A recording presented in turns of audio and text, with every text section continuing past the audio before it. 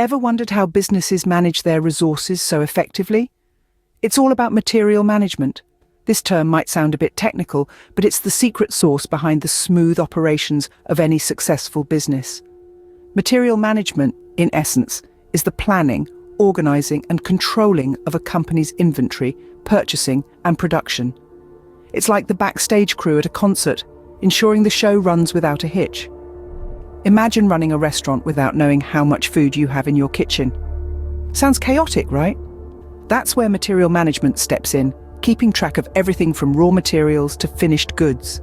It's vital for businesses, big or small, to avoid unnecessary costs, reduce waste, and ensure timely deliveries. Material management is a vast topic encompassing various aspects like classification of materials, purchasing principles, and inventory control. Now that we've introduced the concept, let's dive deeper into the classification of materials.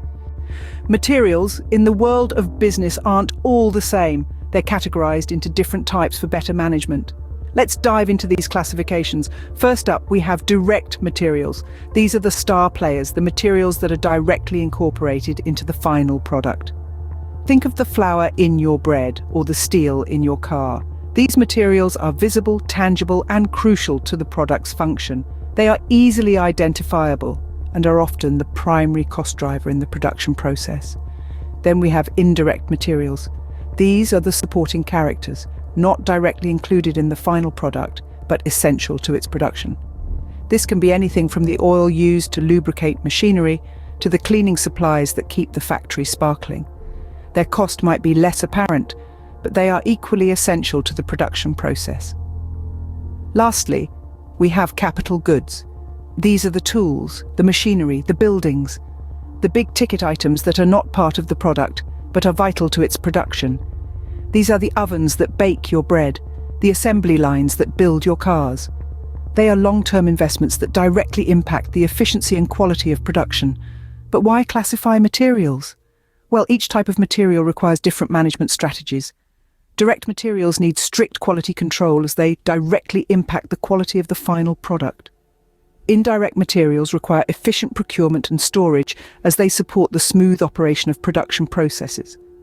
Capital goods demand careful maintenance and timely upgrades as they determine the efficiency of production. In essence, the classification of materials is more than just categorizing. It's about recognizing the role each material plays in the production process, understanding their unique management needs, and strategizing accordingly. It's about achieving efficiency, minimizing waste, and maximizing profit. Understanding the classification of materials is the first step towards effective material management. But there's more to it. Purchasing is not just about buying. It's a strategic process guided by certain objectives and principles. Now let's delve into this fascinating world of purchasing, the heartbeat of any successful business. Firstly, we'll discuss the main objectives of purchasing. Picture a juggler balancing 4 balls in the air, each ball representing an objective. The first ball signifies right quality. It's crucial to ensure that the materials purchased meet the required standards. This ensures the final product or service maintains its integrity and customer satisfaction. The second ball represents right quantity. It's about buying just the right amount of materials. Too much, and you'll have excess inventory. Too little, and you'll disrupt the production process. It's a delicate balance, isn't it? Now, onto the third ball, right time. Timing is everything in business. Purchasing materials should be meticulously planned to avoid any delays in production or service delivery. Finally, the fourth ball stands for the right source. This means identifying and selecting the best suppliers who can provide quality materials on time and at a reasonable price. Now that we've juggled our way through the objectives, let's move on to the principles of purchasing. These are the rules that guide purchasing decisions and actions. The first principle is transparency. This means all procurement activities should be open and accountable. This not only builds trust, but also ensures ethical practices. Next, we have fairness. This principle ensures that all potential suppliers have an equal opportunity to compete for business. It promotes healthy competition and prevents bias or favoritism. Lastly, there's the principle of best value for money. This doesn't necessarily mean the cheapest option. Rather, It's about achieving the optimal balance between cost, quality, and sustainability. The right purchasing strategies can make a huge difference in material management, but what happens after the materials are purchased? Stay tuned to find out the next step in this strategic world of material management. Inventory control, the art of maintaining the perfect balance of stock. It's a crucial part of material management. But what exactly is it? Well, inventory control is a process used to maximize a company's use of inventory. It's all about having the right inventory at the right quantities in the right place at the right time. Now, why is this so important? Picture this. You're a business owner with too much stock in your warehouse. That's capital tied up in goods that could be used elsewhere. On the flip side, imagine having too little stock. You risk losing sales and potentially damaging relationships with customers who depend on you for their supply. Striking the right balance is a delicate dance, but when done correctly, it can reduce waste, save costs, and improve efficiency. So how do businesses manage this crucial task? Two of the most popular methods are the ABC analysis and the just-in-time system. Let's break them down. First is the ABC analysis.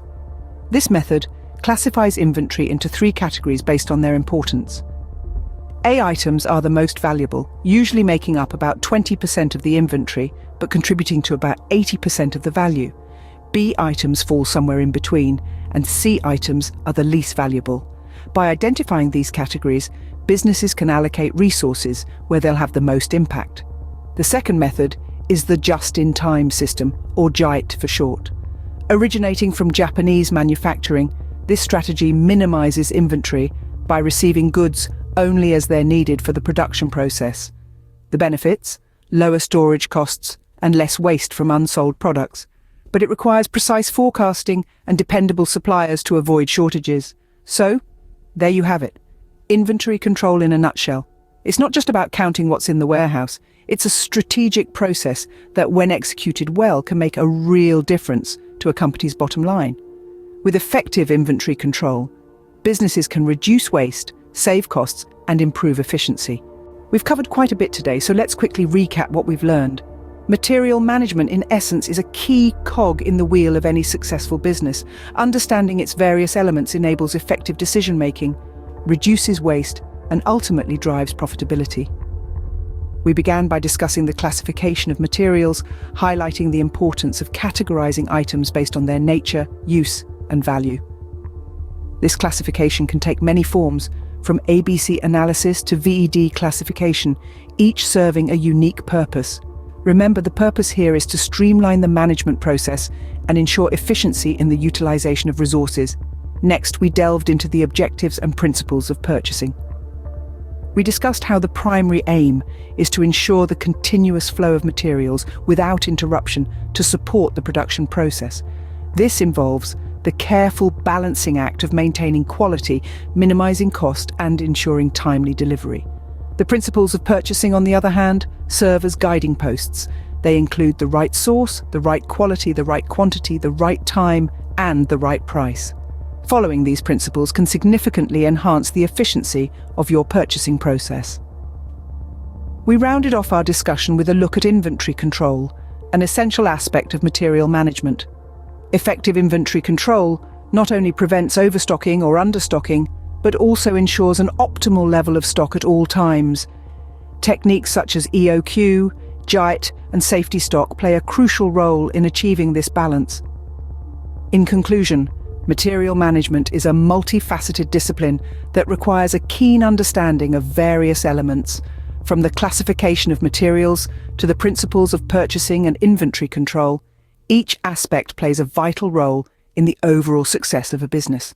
Remember, effective material management is a game changer in the business world. So keep exploring, keep learning, and don't forget, subscribe for more, because you won't find me later.